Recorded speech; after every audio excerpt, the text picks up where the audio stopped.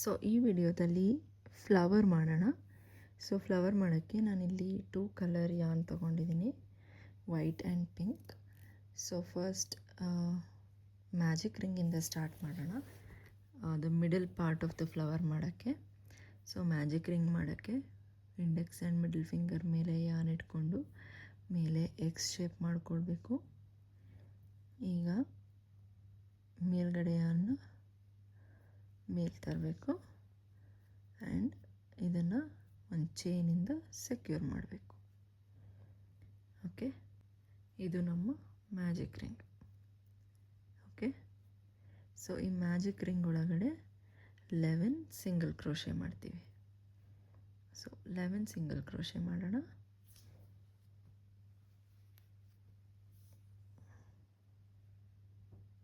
Okay, so first single crochet,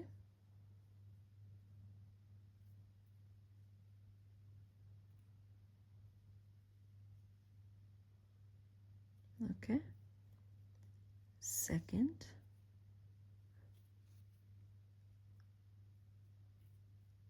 third,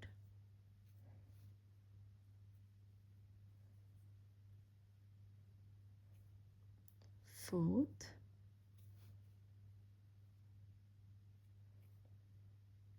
fifth,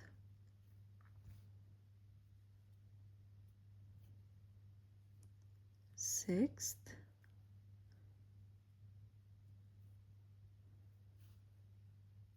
seventh,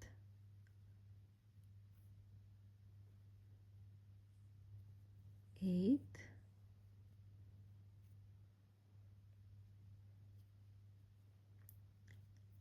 ninth,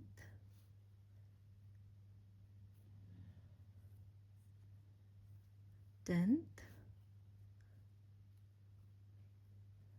and 11th.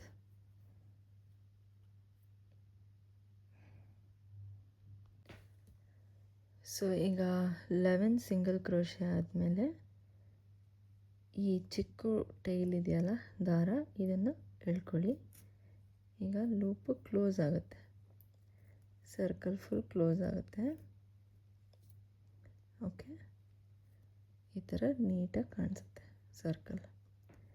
So ಇದಾದಮೇಲೆ first chain ಹಾಕಿದ್ವಲ್ಲ, first single crochet ಹಾಕಿದ್ವಲ್ಲ, ಅದ್ರದ್ದು chain ಕಾಣಿಸುತ್ತೆ ನಿಮಗಿಲ್ಲಿ. Okay, ಇಲ್ಲಿ ಕಾಣ್ತಿದೆಯಾ ಈ ಚೈನ್? ಅದರೊಳಗಡೆ ಇನ್ಸರ್ಟ್ ಮಾಡಿ ಈಗ ನಾವು ಕಲರ್ ಚೇಂಜ್ ಮಾಡಬೇಕು.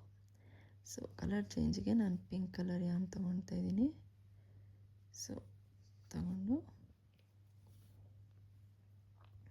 ಇದನ್ನು ಹಿಂಗೆ ಈ ಕೈಯಲ್ಲಿ ಹೀಗೆ ಇಟ್ಕೊಂಡು ಒಂದು ಗ್ರಿಪ್ ತಗೊಂಡು ಈ ದಾರನ ಮೇಲೆ ಎಳ್ಕೋಬೇಕು. ಇದನ್ನು ಇನ್ನೊಂದು ಕಲರ್ ಒಳಗಡೆ ಸ್ಲಿಪ್ ಸ್ಟಿಚ್ ಮಾಡಿ. ಓಕೆ ಓಕೆ ಅಲ್ವಾ? ಈಗ ನಾವು ಪೆಟಲ್ ಮಾಡೋಕ್ಕೆ ಸ್ಟಾರ್ಟ್ ಮಾಡ್ತೀವಿ. ಇದು ಇನ್ನೊಂದು ಎಣ್ಣೆ ಕಟ್ ಮಾಡಿಬಿಡಿ. ವೈಟ್ ಇದೆಯಲ್ಲ, ಅದನ್ನು ಕಟ್ ಮಾಡಿಬಿಡಿ. Okay, yes. ಸೊ ಒಂದು ಚೈನ್ ಈಗ ನಾವು 4 ಚೈನ್ಸ್ ಮಾಡ್ಕೋತೀವಿ. ಸೊ ಈಗ ನಾವು 3 ಚೈನ್ಸ್ ಮಾಡ್ಕೋತೀವಿ. 1 2 3. ಪಕ್ಕದ ಸ್ಟಿಚ್ಚಲ್ಲಿ 2 ಡಬಲ್ ಕ್ರೋಶೆ ಮಾಡ್ತೀವಿ. ಸೊ ಡಬಲ್ ಕ್ರೋಶೆಗೆ yarn over, insert the hook, pull up the loop, pull through 2, pull through remaining 2, ಇನ್ನೊಂದು ಡಬಲ್ ಕ್ರೋಶೆ,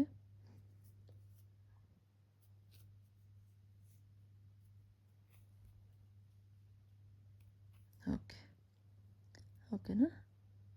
ಈಗ ಮತ್ತೆ ಚೈನ್ 3, 2 3.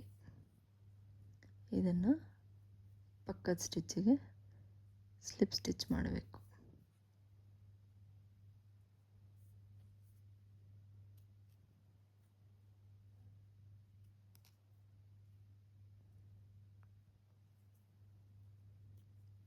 ಒಂದು ನಿಮಿಷ.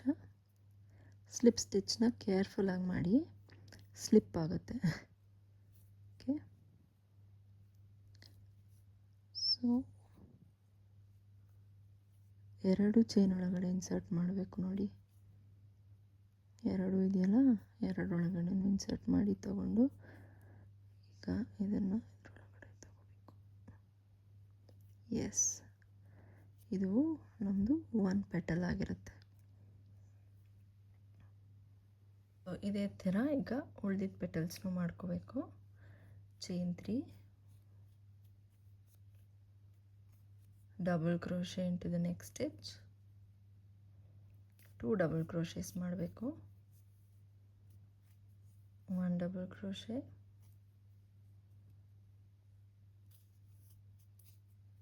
2 ಡಬಲ್ ಕ್ರೋಶೆ, ಇದಾದಮೇಲೆ ಚೈನ್ 3. ಓಕೆ, ಪಕ್ಕದ ಸ್ಟಿಚ್ಚಿಗೆ ಸ್ಲಿಪ್ ಸ್ಟಿಚ್.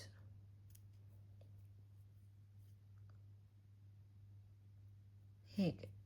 ಓಕೆ, ಈಗ ನೆಕ್ಸ್ಟ್ ಪೆಟಲ್ ಮಾಡೋಣ. ಇದು ಗ್ಯಾಪ್ಸ್ ಕಾಣುತ್ತೆ ಬಿಕಾಸ್ ಇನ್ನೂ ಟೈಟ್ ಮಾಡಿಲ್ಲ. So chain 3, 1 2 3, double crochet into the next stitch, 2 double crochets ಮಾಡಬೇಕು. 1 and 2. ಓಕೆ, ಹೀಗೆ ಕಾಣುತ್ತೆ. ಈಗ ಇದಾದಮೇಲೆ 3 ಚೈನ್ಸ್ ಮಾಡಬೇಕು. 3 ಚೈನ್ ಮಾಡಿ ಪಕ್ಕದ ಚೈನಿಗೆ ಸ್ಲಿಪ್ ಸ್ಟಿಚ್ ಮಾಡಿ.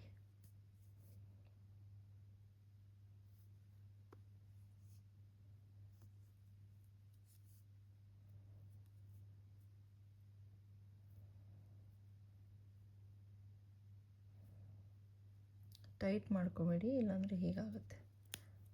ಓಕೆ, ಸ್ವಲ್ಪ ಲೂಸೇ ಇಟ್ಕೊಳ್ಳಿ ಈ ಚೈನ್ನ, ಸೊ ದ್ಯಾಟ್ ಸ್ಲಿಪ್ ಸ್ಟಿಚ್ ಮಾಡೋಕ್ಕೆ ಈಸಿ ಆಗುತ್ತೆ ಅಂತ.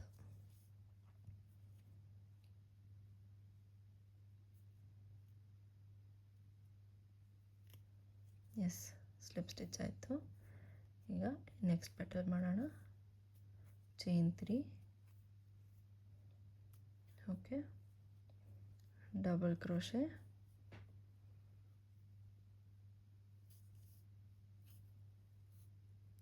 1 and 2,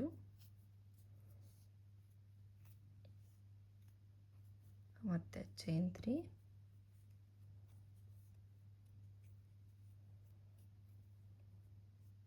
ಪಕ್ಕದ ಸ್ಟಿಚ್ ಒಳಗೆ ಸ್ಲಿಪ್ ಸ್ಟಿಚ್.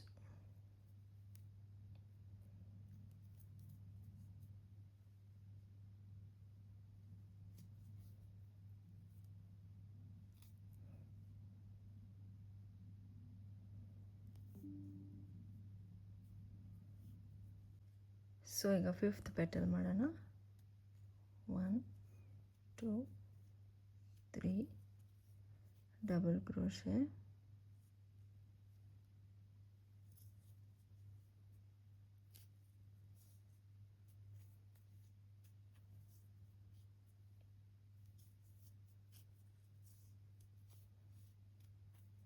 3 ಕ್ಲೋಸ್ ಮಾಡಲಿಕ್ಕೆ ಪಕ್ಕದ ಸ್ಟಿಚ್ಚಿಗೆ ಹಾಕಿ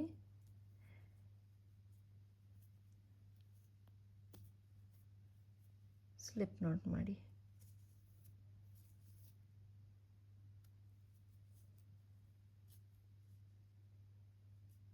ಓಕೆ,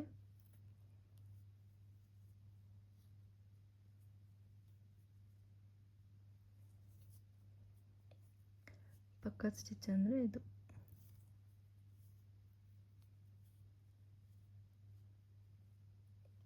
ಎಸ್, ಓಕೆ, ಹೇಗೆ ಕಾಣ್ತಿದೆ ನೋಡಿ ನಿಮ್ಮ ಫ್ಲವರು. ಇದನ್ನು ಈಗ ಟೈಟನ್ ಮಾಡ್ಕೋಬೇಕು ಎಲ್ಲನೂ. ಈಗ ಸ್ವಲ್ಪ ಗಟ್ಟಿ ಎಳ್ಕೊಳ್ಳಿ.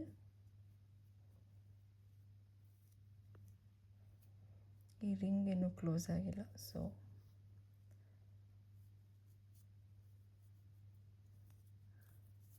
ಈ ಶಾರ್ಟ್ ಎಂಡ್ ಇದೆಯಲ್ವ, ಶಾರ್ಟ್ ಎಂಡನ್ನ ಗಟ್ಟಿಯಾಗಿ ಎಳ್ಕೊಳ್ಳಿ, ಸೊ ದ್ಯಾಟ್ ಎಲ್ಲ ನೀಟಾಗಿ ಟೈಟಾಗಿ ಕೂರುತ್ತೆ.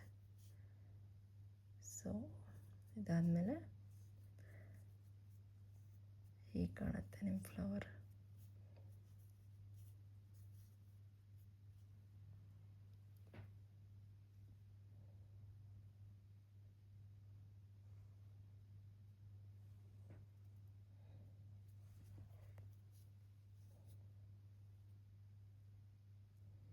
ಉಳಿದಿದ್ದ ಎಂಡ್ಸ್ನ ಕಟ್ ಮಾಡಿಬಿಡೋಣ.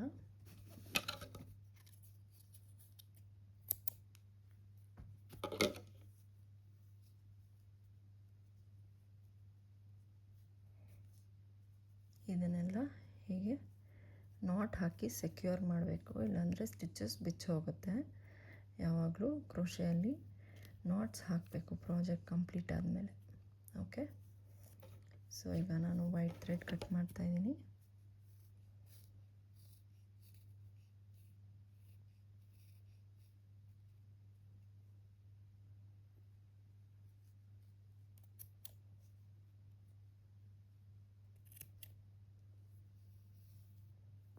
ಇದನ್ನು ನೀವು ಎಲ್ಲಿ ಬೇಕಾದರೂ ಯೂಸ್ ಮಾಡ್ಕೋಬೋದು.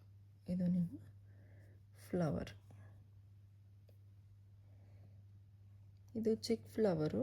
ನೀವು ಈಗ ಚೈನ್ ಸ್ಟಾರ್ಟಿಂಗಲ್ಲಿ ಕಡಿಮೆ ಚೈನ್ಸ್ ಹಾಕಿದ್ದೀವಲ್ವ, ನಿಮಗೆ ದೊಡ್ಡ ಫ್ಲವರ್ ಬೇಕಂದರೆ ಜಾಸ್ತಿ ಚೈನ್ಸ್ ಹಾಕ್ಕೊಂಡ್ರೆ ಆಯಿತು, ಜಾಸ್ತಿ ದೊಡ್ಡ ಫ್ಲವರ್ ಬರುತ್ತೆ.